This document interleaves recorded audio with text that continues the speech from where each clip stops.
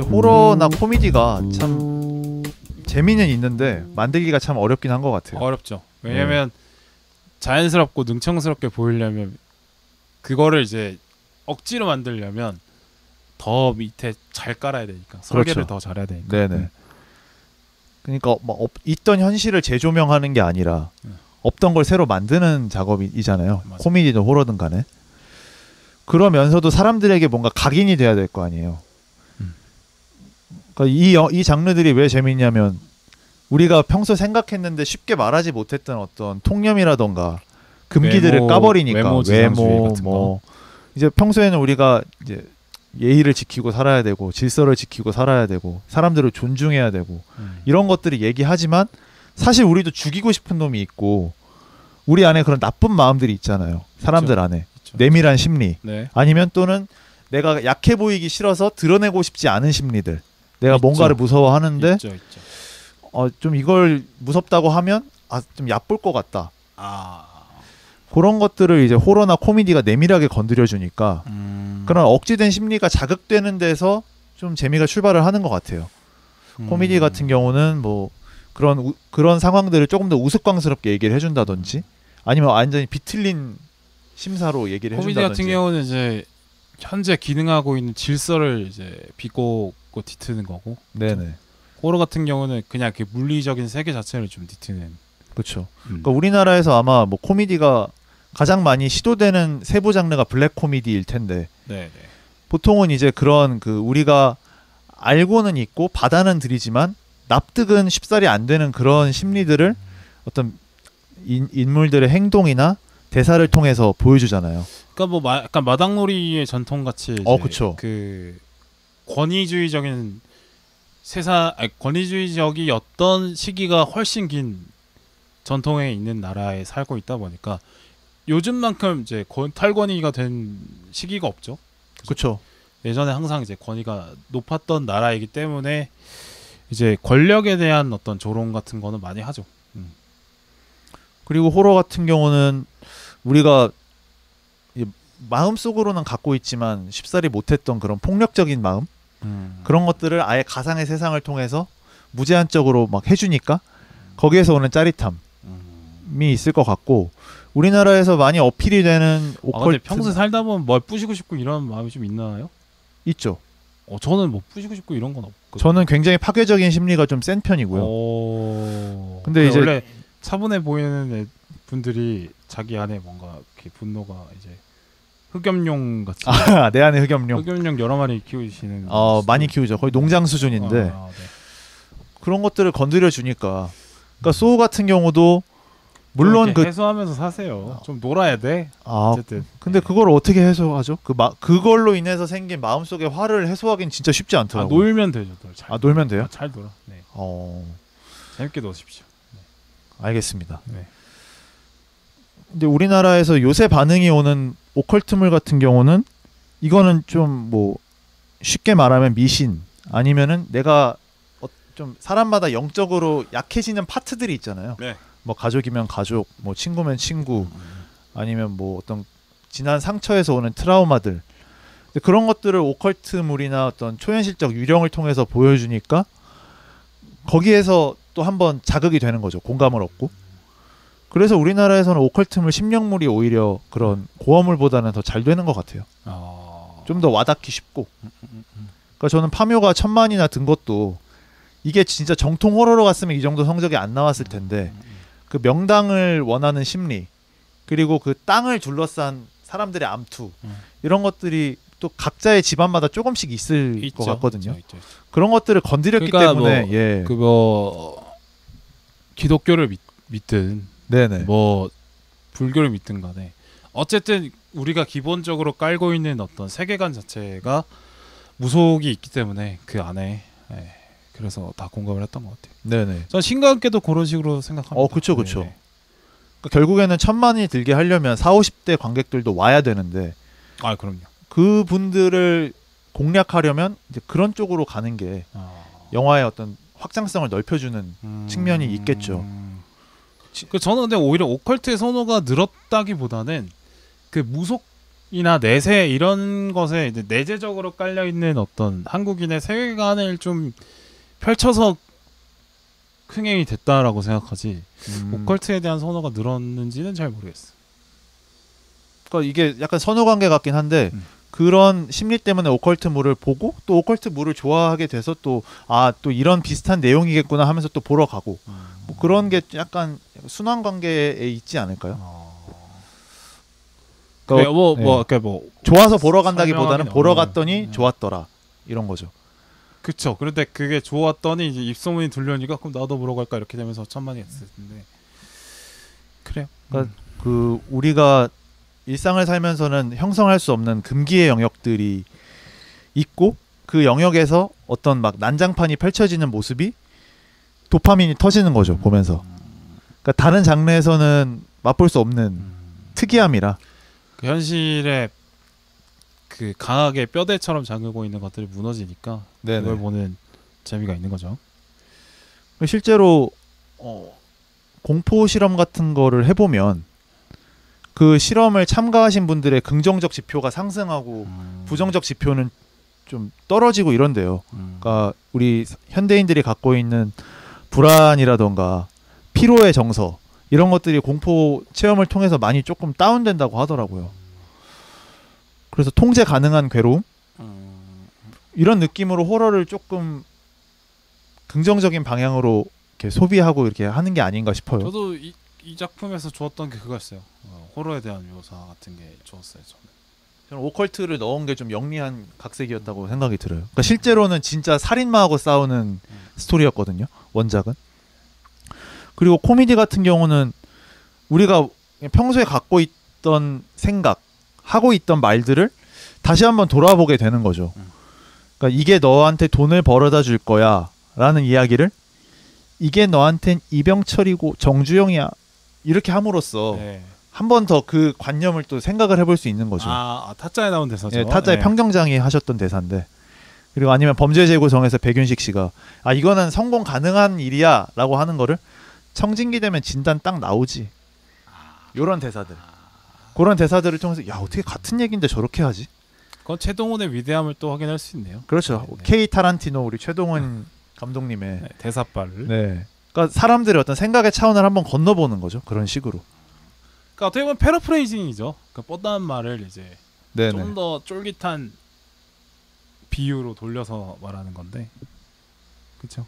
그러니까 우리 평소에 사람들이 자주 쓰는 화법은 아닌데 뭔가 딱 때리고 가니까. 이런 개그 얼마나 좋아요. 그렇죠. 좋죠. 그러니까 우리나라는 대사빨이 살 수밖에 없는 게 블랙 코미디를 사람들이 많이 좋아하고 또 다른 코미디에 비해서 좀 그런 장르는 열려 있기 때문에. 그리고 이게 한국어라서 그런 것도 분명히 있다고 생각해요. 그렇죠. 그러니까 다른 문화권보다 있는 언어보다 대사빨을 세울 수 있는 게 한국어일 것 같거든요. 그렇죠. 그러니까 아무리 번역을 잘 해봐야 네네. 실제 뱉는 것을 따라잡지 못하니까. 그러니까 한국어가 생각하면 우리도 영어를 뭐 공부해봤지만 영어보다 그 변형이 훨씬 많다고 저는 생각해요. 그렇죠. 그러니까 뭐 앞뒤 순서 바꾸고 이런 거. 그러니까 영어는 순서를 바꾸면 말이 안 돼 버리는 게 생기잖아요. 근데 한국어는 순서를 바꾸면 그래도 뜻은 통하지만 그렇죠. 더 맛있어지는 경우들이 생기고. 네. 그다음에 말맛이라는 게 좀 더 다양하고 표현이라는 것도 엄청 많고 뭐 의성어, 의태어 뭐 이런 것도 뭐 많고 그쵸. 이래서 사실은 이제 한국어가 말빨로 조지는 개그를 하기에는 아주 좋은 언어인데 그거 잘 활용하면 좋지 않나. 그러니까 이제 각본을 잘 쓰는 분들은 많아도 대사를 잘 쓰는 분들이 또 손에 꼽히다 보니까. 진짜. 그러니까 좋은 각본을 쓰는 것과 또 좋은 대사를 만드는 것과는 또 별개의 문제라서 우리나라에서 코미디를 잘하는 분들이 많이 없는 게 그런 이유인 것 같아요. 그렇죠. 뭐 최동훈, 유승환 뭐 그 정도인 것 같고, 좀 강영철 감독님도 괜찮은 것 같고, 그 이병헌 감독도 대사 잘. 이병헌 감독님도 대사 잘 쓰시고. 그러니까 그 얘기는 그러니까 이제 했던 얘기에서 연장선으로 돌아보면 그런 것들에 대해서 공감을 내가 느끼지 못하면 말짱 꽝인 장르기도 해요. 코미디나 맞아요. 제가 그런 것처럼. 네, 코미디나 호러가. 왜냐면 이제 코드들도 다 다르고 그렇기 때문에 이거는 진짜 이입이 안 되면은 완전히 그냥 이 영화는 날아가는 거예요 나한테 보는 사람들한테. 그러니까 액션은 뭐 볼거리라도 있고 뭐 특수 효과라도 있고 뭐 드라마 장르면 뭐 배우들이 계속 클로즈업이 되니까 그 사람이라도 보면서 버티는데 코미디나 호러는 계속 웃긴 상황, 무서운 상황이 펼쳐지는데 나는 그게 공감이 안 되고 집중이 안 되니까 저게 뭐지? 유치하네? 이렇게 돼버리고 더 평가도 좀 깐깐해지게 되고 좀 지루함도 더 빠르게 오는 것 같고. 예, 그러니까 저도 이제 코드가 맞아서 이번 핸섬 가이즈는 재밌게 봤지만 별로 안 웃긴 코미디 영화들은 참 저 어떡하냐, 어떻게 끝낼라 그러냐 이런 생각이 앞서긴 하거든요. 그러니까 아까 말씀드린 것처럼 제가 이제 연쇄 반응을 일으켰느냐 못 일으켰냐가 중요하잖아요. 그러니까 네네. 빠져들었느냐. 근데 사실 다른 뭐 액션 영화나 이런 거는 사실 그냥 눈으로 그냥 느껴버리면 되는 거라 전후 맥락에 상관없이 그냥 와 쩐다 이게 올 수 있는데 네, 호러나 유머 같은 경우는 이제 기존에 쌓여왔던 게 없으면 그쵸. 저게 뭐고? 저 뭔데? 뭐 하는 거야 저거. 에이. 때려치라 막 이렇게 되니까 머릿속에서. 사투리는 좀 연습을 하시는 게 좋을 것 같습니다. 은근히 종종 쓰는 그 경향이 있는데 네, 아직은 더 잘하시는 게 많이 있으니까요. 예예. 네. 정준하 이런 거 잘하는 거 많잖아요. 네. 알겠습니다. 그래요. 다음에는 그거 해줬으면 좋겠어요. 정준하 삐졌는데 안 삐진 척하는 그런 거 알죠? 특유의 그 삐졌. 그거 전화 와서 한 거야. 뭐 이런 거. 이런 거 이런 거. 전화를 받아야지 그럼 안 받냐고. 뭐 이런 거 이런 거. 네. 삐진 쪽에. 네 아버지 뭐 하시노? 서 계십니다. 왜 서 계시는데 며칠 누워 계셔서요. 그런 거 좋잖아요. 네네. 좋아요. 잘하는 게 있으니까. 예. 또 바로 만회를 해줘야 또 우리 빌바오님이 또 진행이 쭉 가지. 좋아요. 네. 괜히 사투리는 또 이게 또 거의 말장난과 비슷한 금단의 영역이거든요. 네. 방금 되게 마음에 들었고 예. 탕수육 추가합니다. 야무지게 한번 또 해보겠습니다. 중간중간. 네. 제대로 안 하면 이제 그냥 탕수육 소스 지금까지 열심히 했는데 소스를 박탈하거나. 지금까지 열심히 하면 인정해줘야지.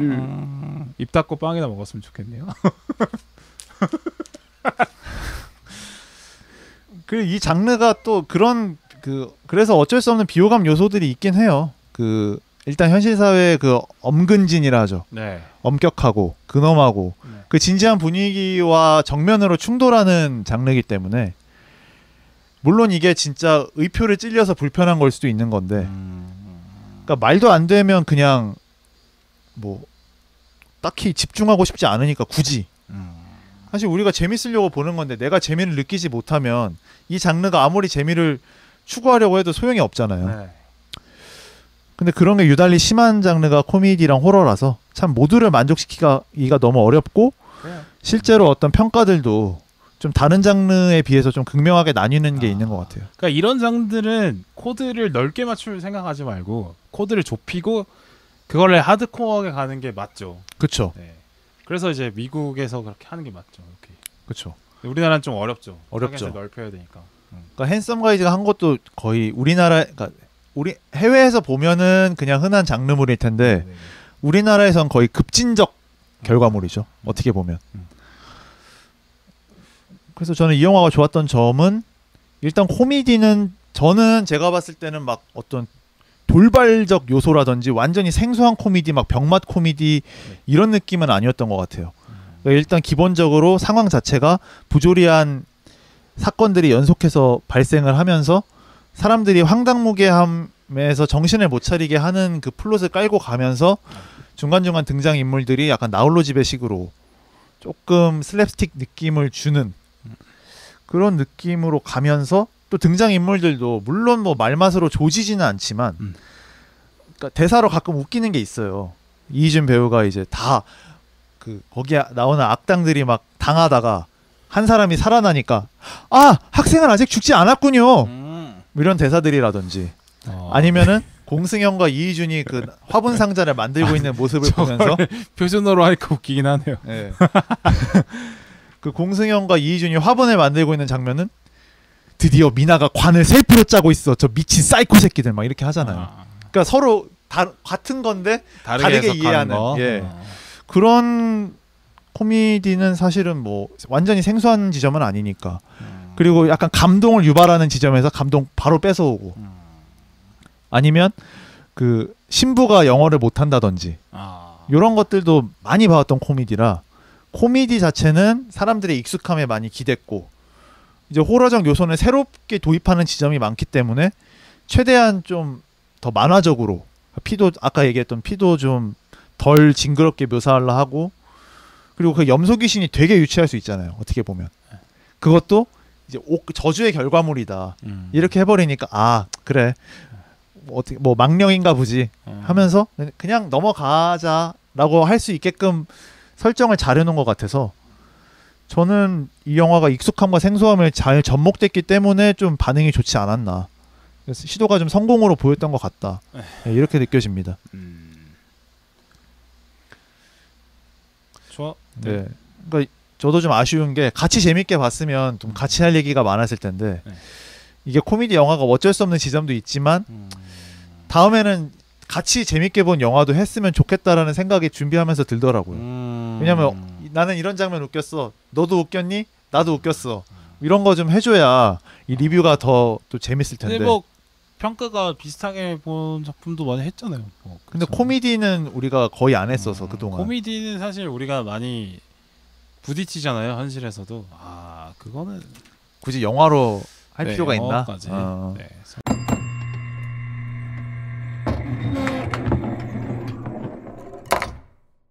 네, 저는 이 영화가 흥행을 잘 이렇게 성공시키게 된 이유가 좀 시대가 많이 바뀌어서 확실히 시대의 뭐 그 흐름을 잘 탄 걸 수도 있고 시대의 결과물일 수도 있겠지만 지금 사실 뭐 B급이 트렌드인 시대라 그래도 이 영화가 어필이 잘 되지 않았나.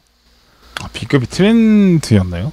그래도 좀 뭔가 병맛 이런 느낌들이 좀 그 인터넷이나 문화를 소비하는 젊은 계층들 사이에서 좀 주류로 자리 잡은 지가 그거는 조금 오래되지 인터넷이 않았나요? 항상 있었죠. 뭐 5인용 이럴 때부터. 네. 그쵸 그쵸. 네. 근데 이제 그게 좀 수면 위로 올라오는 지금 시기라고 생각이 들어서 뭐 나 B급 취향 좋아해, 뭐 많이 나온 거 좋아해라는 걸 말하는 거에 부끄러움은 없어졌죠. 뭐. 나 오덕이야 스스로 뭐 예. 약간 근데 그런 오덕들은 사실은 뭐 패션 오덕이라고 하긴 하던데 뭐 어쨌든 간에 나 만화 이런 거 좋아해라고 얘기하는 자연스럽게 얘기할 수 있는 그런 분위기죠. 네. 실제로 시장도 좀 생긴 것 같고 근데 사실 또 B급이 뭐냐고 물어보면 뭐라고 얘기할까 싶기도 해요. B급이 뭐라고 생각하세요? B급 빌바오님이 생각하는 B급의 정의. 뭐 여러 가지 있을 수 있는데 번듯하다는 느낌 있잖아요. 그러니까 딱 봐도 뭐 저기 배우도 A급 배우 나오고 뭐 스토리도 스케일도 좀 크고 뭐 이러면 이제 뭐 텐트폴 영화 뭐 이렇게 하면서 A급이라고 볼 수 있을 것 같고 뭔가 이제 그 A급이라고 통용되는 그 기준에서 몇 가지가 빠지면 B급이라고 봐요. 이게 각자의 기준이 있겠지만 뭐 빌바오님이 생각하는 결정적인 기준 하나? 결정적인 기준? 예. 이게 빠지면 이건 B급이다. 이런 거. 가장 중요하게 보는 덕목? B급에 대해서 좀 생각 안 해본 것 같고 그냥 그 느낌이 있잖아요. 왜 약간 뭐 모자르고 어설픈 듯한 느낌? 완벽하지 않은 거. 뭐 대중적으로는 뭐 봉준호의 삑사리? 뭐 그런 거. 봉준호가 B급은 아닌데 근데 이제 그 순간순간 그 B급적인 요소를 활용하는 거죠. 예. 화염병을 갑자기 떨어뜨린다든지. 뭐 그런 예. 거. 저도 사실은 B급이 뭘까 이번에 그냥 생각을 해보면 저도 쉽게 정의는 못 내리겠더라고요. 이게 각자가 느끼고 있는 메이저 마이너도 느낌이 다르고 그러니까 똑같은 코미디를 봐도 야 이거는 그냥 많이 하는 코미디지라고 생각하는 경우도 있고 이거는 좀 이게 웃겨? 뭐 이렇게 반응하는 경우도 있으니까 근데 굳이 저는 생각을 해보면 예전에는 B급은 약간 좀 예산 적은 영화? 예산이 그죠? 적은 그게 드라마? 사실 제일 크죠. 예. 그러니까 규모적 측면이 좀 컸던 것 같아요. 그러니까 아무래도 예전에는 이제 대자본 아니면은 영화를 만들기가 힘들었던 그러니까 작은 영화들이 막 시장이 생기고 이런 게 얼마 안 됐으니까 그때는 뭐 이제 SF나 호러나 서부극 같이 뭔가 상상력을 자극한다든지 아니면 로케이션을 좀 최소화할 수 있는 그런 제작 방식에서 비롯된 B급들이 좀 많았던 것 같은데 요새는 진짜 정서적으로 좀 옮겨가고 있는 것 같아요. 그러니까 뭐 어때? 이게 내 생각인데 약간 이런 느낌? 그러니까 예전에는 그냥 예산 부족하면 B급이었는데 예산을 충분히 쓰면서도 B급 감성이 따로 있다라는 거죠. 네네. 그런 엇박자적인 상황을 표출할 수도 있는 것이고 아예 뭐 영화 속 그 배경 자체를 완전히 현실과 동떨어지게 그릴 수도 있는 것이고 그래서 야 이게 뭐야 이게 뭐 우리 지금 살고 있는 세상에 없는 건데 라고 할 수도 있지만 이게 내 생각인데 어때 이렇게 가는 거죠. 그러니까 B급을 예전에는 피치 못할 사정에 의해서 B급 평가를 받는 느낌이었다면 네네. 이제는 내가 B급 내가 선택하는 느낌에 예예. 당당하게. 그러니까 예전에 B급 영화들은 확실히 좀 우스꽝스러운 지점이 많았던 것 같고 실제로 뭐 샘 레이미나 피터 잭슨 이런 분들의 데뷔작을 보면 더 기괴하고 막 더 우스꽝스럽게 가는 지점들이 있었던 반면에 요새 막 데뷔하는 작품들이나 보면 B급이어도 되게 진지한 측면이 있고 오히려 막 그런 마이너한 장르를 이거 어때? 너네나 이거 받아들일 수 있어? 오히려 이렇게까지도 가는 경우도 많아서 그러니까 우리가 생각하고 있는 관념을 완전히 벗어나든지 아니면 방법론 자체를 완전히 바꿔버리든지 그러니까 제 바스터즈를 얘기한 것도 사실 히틀러가 그렇게 죽지 않았잖아요. 그렇죠. 그러니까 완전히 현실의 죽음과 반대되는 방식으로 히틀러를 처단을 하잖아요. 맞아요. 바스터즈가. 어떻게 죽죠? 바스터즈? 아 근데 봤는데 제 기억으로는 아마 히틀러가 끔살 당하는 걸로 알고 있거든요. 맞아. 예, 예. 안 봤다고 아까 그래서 안 봤는데 제가 찾아봤어요. 이 바스터즈가 왜 열광이 되나? 왜냐하면 이게 현실 역사를 대체했음에도 좋은 평가를 받은 상징적인 영화여서. 그리고 킹스맨 같은 경우도 결국에는 첩보원들이 승리를 하지만 그 과정 자체가 굉장히 잔인하기도 하고 이 첩보원들도 뭔가 조금 어설프기도 하고.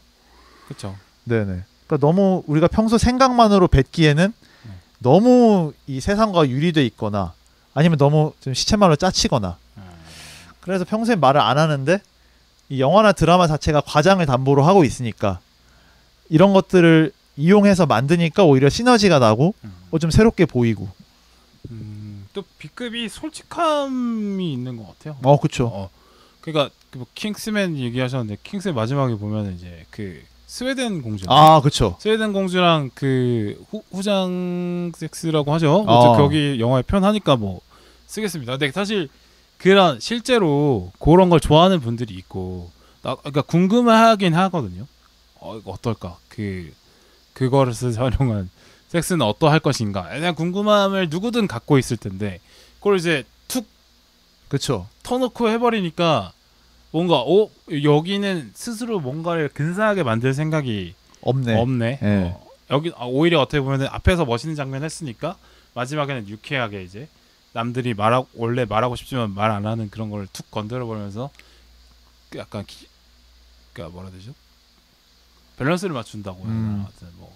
나 원래 이래. 너무 몰입하지 마. 아니 누가 어떤 일을 멋있게 해내고 애너를 요구하니?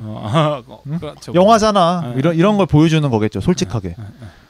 그러니까 한편으로는 그렇게 약간 대책 없이 가는 게 또 현실의 어떤 고도의 그런 정합성을 반기를 드는 걸 수 있는 것이고요. 그러니까 그 완벽에 대한 추구가 있잖아요. 그쵸. 완벽에 대한 압박 이런 것들이 있는데 하기 싫은데 대충 해 이 정도는. 하기 싫어. 그 박명수 씨가 했던. 뭐 그런 거. 예. 그래서 지금 지금 오히려 이제 호감인 거죠. 그래서. 네네. 그리고 지금 또 약간 탈권이 취존의 시대라 이 B급이 추구하는 바와 좀 잘 시대 정신에 같이 가는 느낌이 있어서 자 핸섬 가이즈가 또 성공을 했기 때문에 앞으로의 이런 B급 영화들이 또 시도되지 않을까 그런 생각은 들었고 좀 더 많이 나왔으면 좋겠다는 마음이 들었습니다. 꼭 뭐 코믹 호러가 아니더라도 사실 지금 좀 영화 관객 풍토가 뭐 아니면 돌아 뭐 1000만 아니면 100만 막 이러니까 그러니까 오히려 요새는 1위를 하지 않아도 롱런하면 흥행에 성공하는 경우가 많거든요. 그렇죠. 폭발적이지 않아도 네네. 오래 걸려 있으면은 뭐 할 수 있죠. 핸섬 가이즈도 한 번도 1위를 못 했고요. 오히려 막 개봉 첫날 4위하고 막 5위하고 이랬는데 입소문으로 요새는 관객이 꾸준히 들고 상영 기간이 좀 길어지고 이런 패턴이 조금 생긴 것 같아요. 그러니까 옛날처럼 이렇게 몰아서 상영하는 경우 조금 준 것 같아. 네네. 그렇죠. 그러니까 폭발적인 흥행을 네네. 원하는 건 이제 할리우드 영화 쪽에 집중이 되고 한국 영화는 조금 변모하고 있는 단계인 것 같아요. 근데 관객들이 한편으로는 뭐 범죄도시 2편을 보러 갔으니 3편을 보러 가고 4편을 보러 가고 하는 것 같지만 또 좀 새로운 걸 보고 싶기도 하잖아요. 벌써 범죄도시도 4편까지 나오니까 아 이거 좀 식상한데 지루한데 이런 얘기들이 들리긴 하거든요. 아 이제 4편까지가 진짜 마지막이다. 5편도 이렇게 나오면은 안 본다 이런 사람 많죠. 네네네. 그래서 저는 뭐 서울의 봄이나 파묘가 흥행한 것도 뭔가 그동안 못 봤던 장르여서 물론 코로나 기간에 영화가 안 나온 것도 있겠지만 조금 각도를 틀면 관객분들이 신선해할 만한 작품들이 충분히 만들어질 수 있다. 그래서 뭐 지금 한국 영화들이 그걸 깨닫고 이제 그 환경에 적응해 나가는 시기인 것 같긴 한데 그럼에도 좀 내실을 추구하면 어떨까? 그러니까 막 굳이 막 여러 유명한 배우들을 캐스팅하는 것보다 저는 그래서 핸섬 가이즈의 캐스팅이 좋았던 게 딱 유명한 배우 2명 캐스팅하고 그 다음에 엄청 유명한 건 아니지만 연기 잘하시는 분들 한 3, 4명 조연으로 깔고 그동안 못 봤던 신인 배우들을 그래도 비중이 아예 없지 않은 역할로 좀 깔고 그러니까 밸런스가 좋았다고 생각이 들거든요. 그러니까 실제로 그 핸섬 가이즈 그 성빈 일행으로 나왔던 배우 중 한 분이 아마 무빙으로 떴을 거예요. 김도훈 씨라고. 반장으로 나오죠. 네네네. 그러니까 이제 그런 발굴과 어떤 스타에 대한 의존도가 좀 같이 가야 되지 않나 그런 생각이 들고 예산도 지금 우리나라 그 상업 영화 평균 제작비가 125억 원 정도 된대요. 그러니까 순제작비 100억 하고 홍보비 한 25억에서 30억 잡고 그러니까 이런 것들이 조금은 버블일 수도 있겠다. 홍보비가 진짜 크네. 그쵸.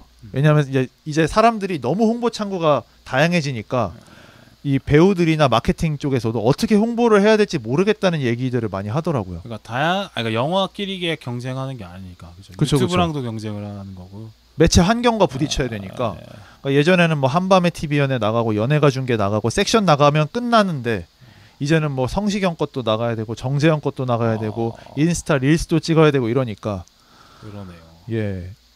그러니까 홍보비가 기본적으로 많이 들 수밖에 없는 상황에서 순제작비까지 늘어나니까 오늘 핑계고 보니까 전도연 씨가 나온 게 올라왔던데 예예. 그러니까 전도연 씨가 그렇게 홍보를 막 많이 하는 배우는 아니었다고 생각했는데 네네. 유튜브까지 나오고 그러니까 요새는 최민식, 전도연, 설경구, 송강호도 다 토크 예능에 나오잖아요. 맞아요. 예전 같으면은 A급 배우들은 예능까지 나와서는 안 했죠. 네네. 그리고 뭐 정우성, 이정재 이런 배우들도 무대 인사 막 230번씩 돌고 그렇죠. 무대 인사 5주씩 돌고 원래는 2주 하면 딱 끝나거든요 보통. 맞아. 생각해 오래 하더라. 그러니까 프로모션 기간을 길게 가져갈 수밖에 없으니까 뭐 홍보비가 느는 건 어쩔 수 없다 쳐도 순제작비는 조금 감량을 할 필요는 있을 것 같다.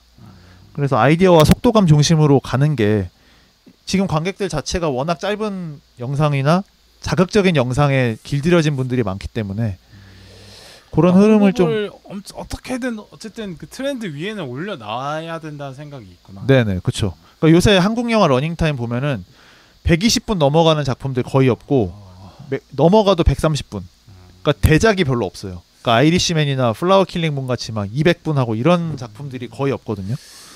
그거는 이제 뭐 해외 작품이라 사실 뭐 좀 기준이 다르긴 할 텐데. 그렇죠. 근데 그러니까 예전에는 왜 그런 거 있잖아요. 하여튼 본질이 잘 되면은 나머지는 따라와라고 얘기하는 게 맞았는데 요즘은 사실 좀 물론 본질이 중요하긴 한데 본질만 갖고는 안 된다는 생각도 많이 해요. 네, 그러니까 그렇죠. 그러니까 충분 조건이 아니게 된 거죠. 왜냐하면 이제 옛날 같으면은 그러니까 본질이 좋으면은 어차피 사람들이 뭐 볼 게 많이 없으니까 입소문이 들려면 그걸 보면 되는데.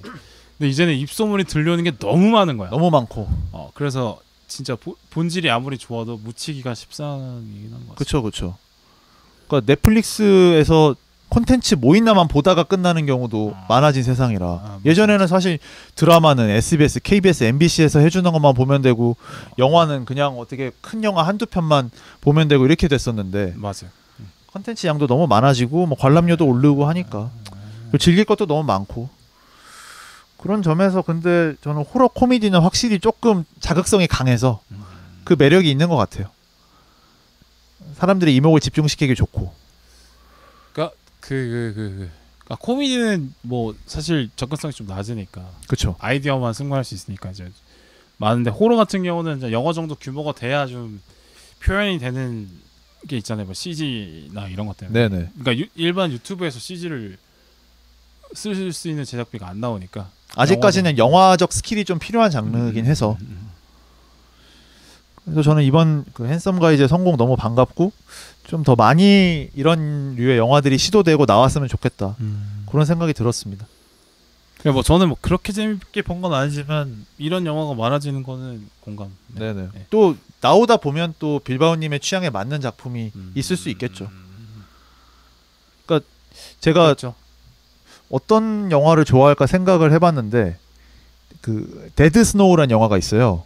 그 영화가 무슨 영화냐면 이제 2차 세계 대전을 소재로 하는 영화인데 그 배경은 현대예요. 2차 세계대전에서 일단 점수 들어갑니다. 예. 일단 들어가고 그 주인공들이 의대생인데 어떤 오두막에 놀러 가는데 그 오두막에 보물이 묻혀 있어. 오. 근데 이 보물이 나치와 연관된 보물이었던 거예요. 이런 거 많죠. 그런데 그 보물을 건드렸는데 나치군이 좀비가 돼서 깨어난 거야. 그래서 이거 나치 좀비 어떡하지? 하다가 이 의대생들이잖아요. 소련군을 좀비로 깨웁니다. 오. 그래서 소련과 나치가 싸우는. 그러니까 이런 느낌이면 빌바오님이 재밌게 볼 수도 있겠다. 재밌을 것 같은데. 그래서 이게 2편까지 나왔거든요. 2편에서는 연합군도 좀비로 나와요. 2차 세계대전을 좀비로 한다. 그러니까 군국주의의 망령을 좀비로 형상화한 거죠. 그러니까 그런 느낌의 영화라면 또 빌바오님이 재밌게 볼 수 있는 것이고. 그게 코미디예요? 기본은 코미디죠. 재밌겠는데? 그 노르웨이 영화인데 평이 좋았습니다. 네. 그건 재밌을 것 같아요. 네, 그러니까 어찌됐든 그 자기 취향이란 게 한 편 정도는 맞지 않겠어요? 시중에 나와 있는 영화 중에 한 편 정도는 내 취향에 맞는 B급 영화가 있을 거예요. 그 정도로 분명히. 제가 웃음에 야박하지 않아요. 네, 그 정도로 야박하지 않습니다. 네. 그러니까 야박하다기보다는 내가 집중할 수 있는 상황이 펼쳐진다면 더 재밌게 볼 수 있는. 저는 말했어요. 거죠. 웃음 선도 관객이라니까요, 제가. 그런 편이라니까요. 웃음 선도 관객이라니까요. 그래서 그 작품을 한번 보시면 어떨까? 저는 안 봤는데. 네, 그런 각자의 또 취향에 맞는 작품들을 한번 잘 찾아보시는 것도 또 영화나 드라마를 즐기는 소소한 낙이 아닐까 생각을 합니다. 빌바오님은 약간 스탠드업 이런 거 좋아하시나 보네요. 스탠드업 코미디 좋아하죠. 대사로 주지는 거니까. 그러니까 거기서 약간 그런 게 생각을 전환을 계속하거나 아니면은 앞에 깔아놨던 게 이렇게 돌아오네 이런 게 또 있고 아니면 권위를 막 뒤바꾸거나 아니면 요즘에 아무도 말 안 하지만 모두가 알고 있는 그런 거를 건드리거나 그런 게 상당히 재밌게 좋아합니다. 그러니까 코미디라는 게 뭐 어떤 방식이든 뭐 스탠드업 코미디든 뭐 꽁트든 뭐 여러 가지 뭐 슬랩스틱이든 뭐든 다 계산이 다 들어가야 된다고 생각하거든요. 그런 어떤 정교함이 있기 때문에 자연스럽게 느껴지는 거죠. 근데 그걸 모르게 내가 이거 열심히 계산했어.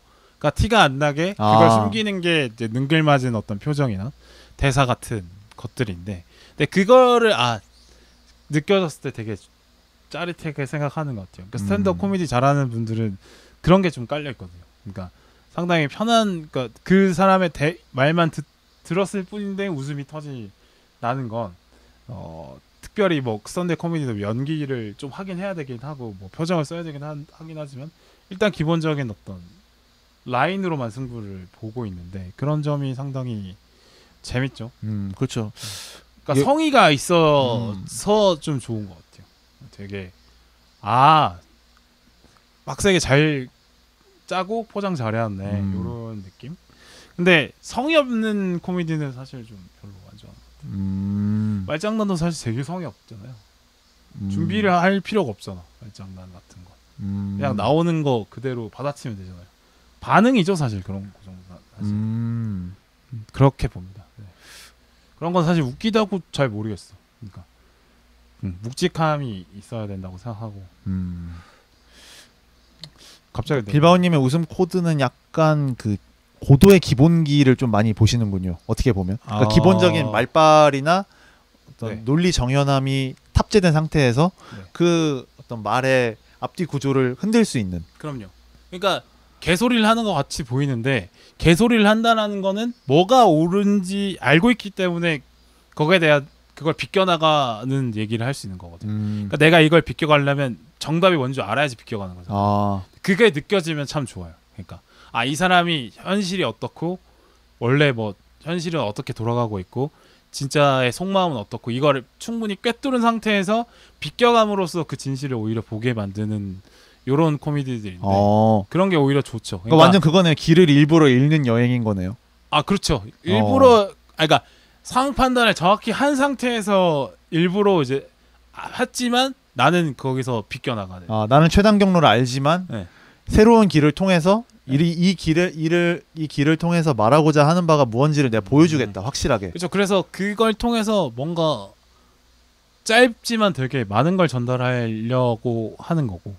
그러려면 자기가 머리도 많이 써야 되고 생각도 많이 해야 되고 그거를 어떻게 표현할지를 계속 다듬어서 만들어내는 그런 거. 그러니까 스탠드업 코미디가 계속 한 사람이 나와서 계속 뭐 한 30분 정도 혼자 말하는 것 같지만 그걸 만들기 위해서 그러니까 스탠드업 코미디언들이 그런 걸 한다고 하더라고요.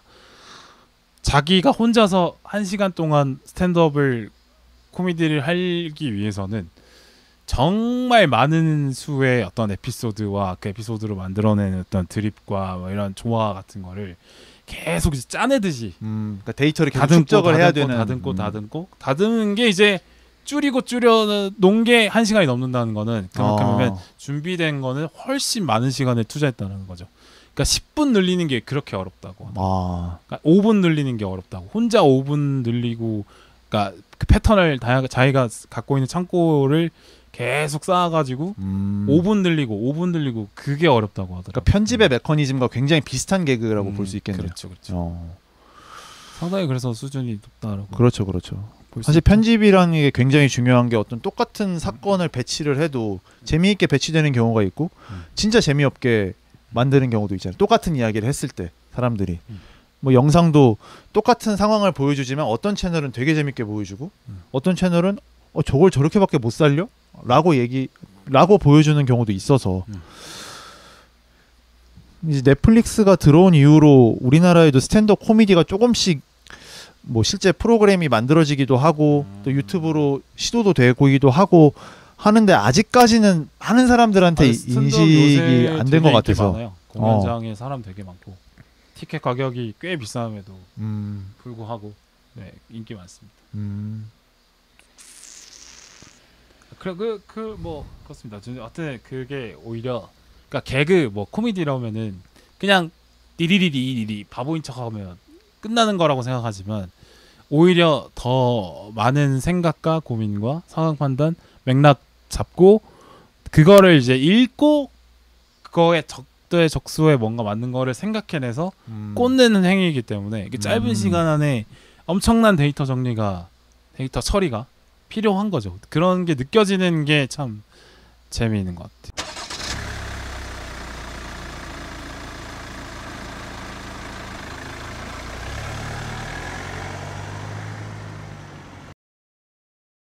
그래서 언어 유희는 사실 그런 관점에서 봤을 때 정보량이 너무 낮은 거죠. 네.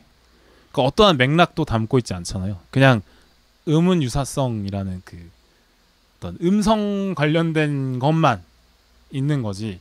거기에 어떤 맥락이 담기거나 캐릭터가 담기거나 뭐 그러니까 편집 없는 쇼츠 이런 느낌. 관계가 어떤 두 사람과의 관계가 담기거나 이렇지는 게 아니잖아요. 담겨져 있는 게 되게 적은 거죠. 근데 그런 부분에서 뭐 그렇죠. 사실 딱 어떻게 보면 일회용이라 그 말장난이라는 게 그 상황에서 딱 그 단어로 딱 한 번 웃기고 끝 이런 거라. 휘발성. 네. 기억에도 잘 안 남고. 그래요. 집에 가서 생각날 거야고라는 말이 제일 열받는 핑계죠. 엄청나. 집에 생각 안 난다니까. 왜 본인은 그걸로 웃겼다고 생각하니까 집에 가서 자기는 생각이 날겠지. 네. 그래요. 갑자기 또 분노가 또 오랜만에. 왜 이렇게 분노하십니까? 오늘 언어 유희도 없었는데. 오늘은 안 했죠. 오늘은 안 했는데. 네. 근데 항상 생각합니다. 네. 언제 사라질까 필요하다고 생각합니다. 그래 근데 뭐 그런 얘기 하더라고요. 그 뭐 재밌대 그게 재밌대요. 근데 가끔 하면 재밌긴 해요. 아니 그 누구지? 띠오님이 재밌대요. 그게 왜 재밌어요? 내가 물어봤는데 그게 우연으로 겹치는 게 재밌지 않아요? 이러더라고요. 근데 그분은 그게 재밌었다고 느끼는 거 같아. 그러니까 어떤 저도 언어 유희를 싫어하지 않아서 어떤 의도로 시도하는지도 알고. 근데 대신 하이 리스크긴 하죠. 언어 유희가. 하이 리스크라고? 예. 그러니까 이거는 그러니까 그럼 하지 마야. 그렇게 성공했을 때 얻어지는 것보다 실패했을 때 잃는 게 더 많아요. 언어 유희는. 근데 그거 자기한테 비난해 주는 거 되게 좋아하잖아요. 그것도 그 언어 유희 하시는 분들의 즐긴 포인트 하는 것 같아요. 관심이 순간 나에게 오는 집중되니까. 예. 그러니까 그래서 이렇게 되는. 이 프로세스를 즐긴다. 그러니까 상당히 남들은 고통이고 나는 주목받고 그게 좋은 거죠. 상당히 자기중심적인. 그리고 그 전까지 했던 대화들은 다 일거에 사라지고. 그러니까 맥락이 또 끊기고 다시 맥락 만들어야 되고. 상당히 자기중심적이라고 저는 평가를 합니다. 그러니까 우리 어머니 아버지 세대 때 고무줄 놀이하다 고무줄 끊는 애들. 딱 그 느낌인 거죠. 네, 좀 약간 어릴 때 좀 철없게 보이기도 하고. 네. 그래요. 그 끊는 거 자체에서 희열을 느끼는 거잖아요. 그러니까 대단한 뭐 주로 그런 거 하시는 분들이 대화의 맥락을 굳이 안 읽어도 되는 분들이 한다라는 걸 봤을 때 이제 어린애들이 대화 맥락 모른다고 누가 뭐라 하지 않고 그다음에 권력을 가지신 분들이 대화 맥락 끊어먹고 자기 얘기 싶은 얘기 해도 뭐 크게 상관없는 것처럼 약간 권위에 기대는 측면도 있다라고 저번에 말씀을 하긴 합니다. 근데 갑자기 여기서 끝에 이렇게 10분 정도를 뭐 그래요. 하여튼 또 제가 너무 제가 재밌어하는 지점만 얘기를 해서 빌바오님의 또 웃음 코드도 뭘까 또 청취자분들이 궁금해하실 수 있잖아요. 뭐 얘기 중간중간 섞어 넣은 것 같은데 나는 이런 거 좋아한다고. 네. 굳이 하면 능청스러운 걸 좋아하는 것 같아요. 네네네. 그런 거. 그러니까 제가 언어 유희를 하는데도 제가 인정하는 두 분이 있거든요. 유해진하고 이수근은 제가 인정해요. 그 사람들은 좀 웃겨. 그러니까 언어 유희를 하는데 당당하게 합니다. 자기가 안 웃죠. 연기가 깔려 있어. 네. 자기가 안 웃고 그다음에 표정도 그러니까 먼저 막 그 언어 유희 개그하시는 분들이 혼자 먼저 웃기면 먼저 웃겨가지고 자멸을 해버려.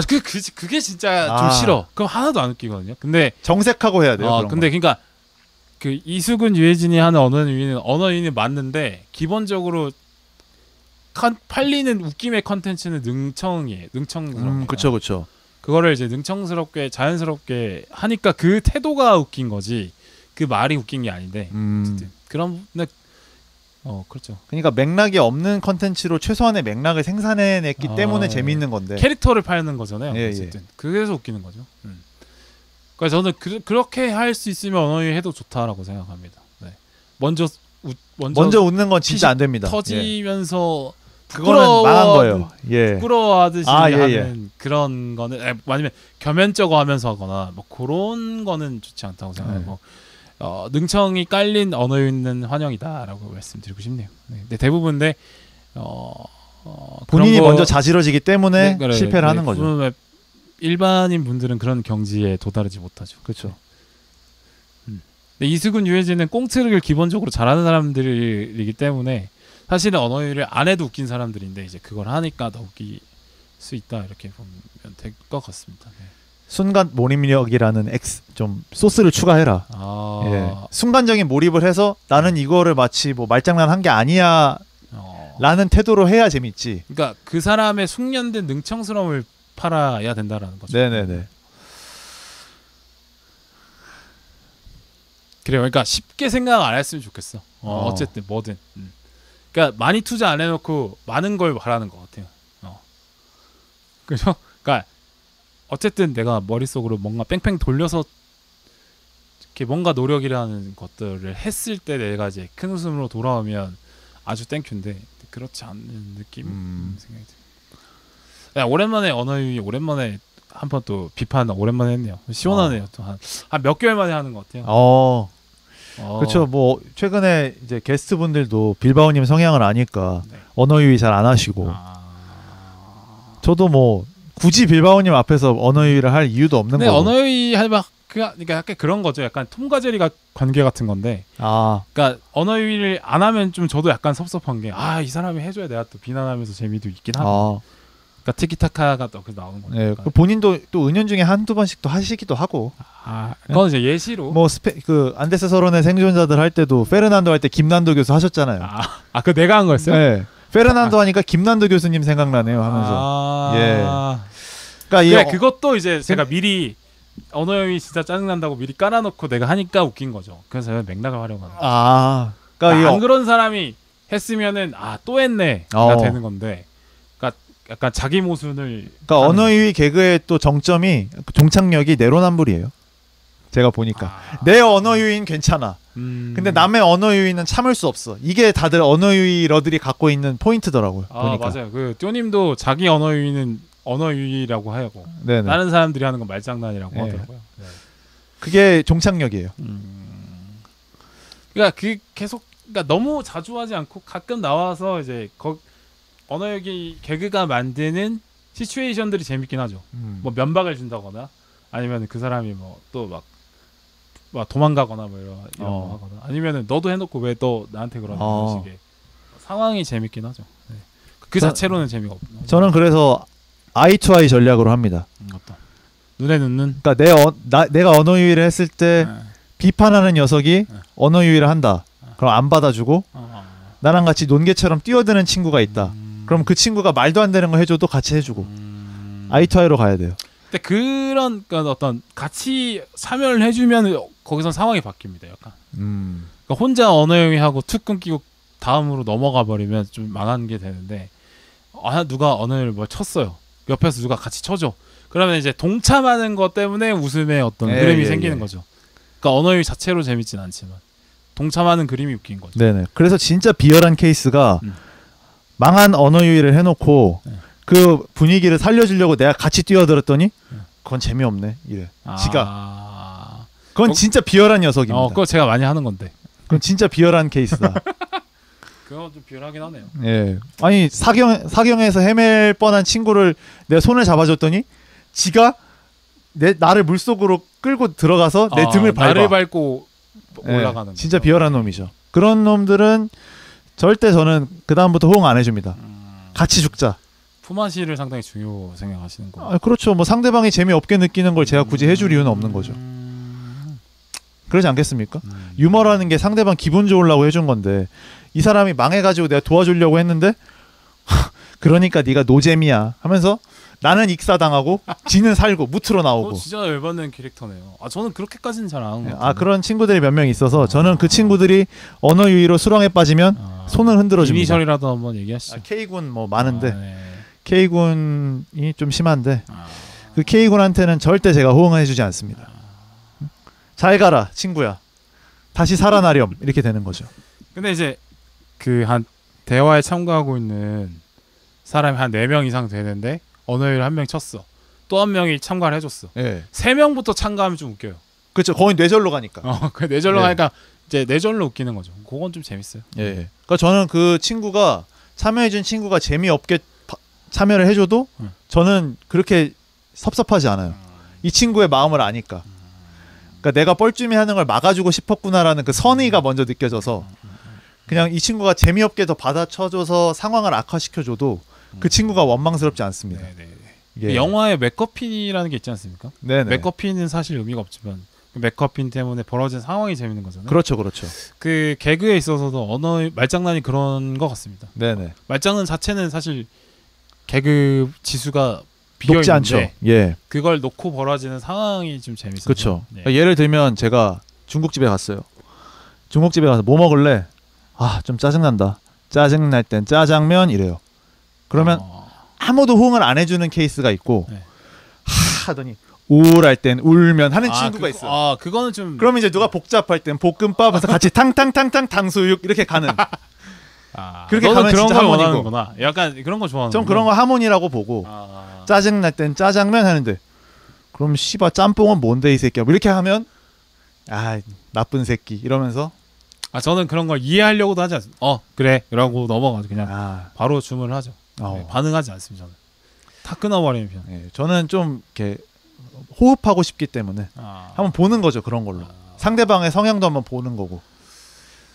유머라는 게 이 코미디라는 게 코미디 장르도 일부러 우스꽝스럽게 해서 어떤 현실의 부조리함을 풍자하는 거 아니겠습니까? 아, 예. 일부러 저를 우스꽝스럽게 만들어서 이 친구들의 본심을 한번 보는 거죠. 물론 사소한 거고 유머에서만 그런 걸 수도 있겠습니다만. 네, 근데 뭐 그만할까요? 아, 화장실 가고 싶어요. 아, 네네, 알겠습니다. 그리고 아, 더블 헤더인 걸 우리가 간과하고. 네네, 2, 3분 내로 마무리하죠. 일단 재밌었고, 네. 뭐 저는 항상 영화 얘기하면은 뭐 어떤 환경에서 몇 시간을 하든 크게 지장이 없었기 때문에. 그리고 오늘 마지막 소감이 또 있었어? 아, 네네. 네, 하세요. 그래서 저는 오늘 2편 했지만 너무 뭐 2편이라고 하긴 뭐 청취자분들은 왜 2편이야 하겠는데 그 탈주 핸섬 가이즈 녹음 재밌었고 빌바오님도 또 어려운 환경 속에서 같이 이렇게 크게 인상적이지 않았던 영화에 대해서 또 얘기를 해주셔서 너무 감사하고. 아 진짜 근데 아무것도 안 했는데 몸이 점점 젖어가고 있어요. 아, 그니까요. 습기 때문에. 예예. 에어컨 내놔. 아, 어쨌든. 싱싱 불어라. 그거 아시죠? 네, 알아요. 예예예. 알아요. 자, 빨리 끊자 그랬잖아요. 아, 예, 알겠습니다. 개그 얘기로 사실 의미 없는 분량 지금 많이 했는데 아. 여기서 또 분량을 늘리는 거는 아, 네네. 제 방광이 허락하지 않습니다. 청취자분들도 더운 여름에 또 시원한 영화 뭐 탈주 핸섬 가이즈가 아니더라도 각자 재밌는 영화를 찾으셔서. 사실 뭐 에어컨 틀고 보는 영화면 다 재밌지 않나 이런 생각을 해봅니다. 그렇죠. 네. 예, 무더운 여름 잘 보내셨으면 좋겠습니다. 네, 수고하셨습니다. 네, 수고하셨습니다. 1시간 40분을 냈어.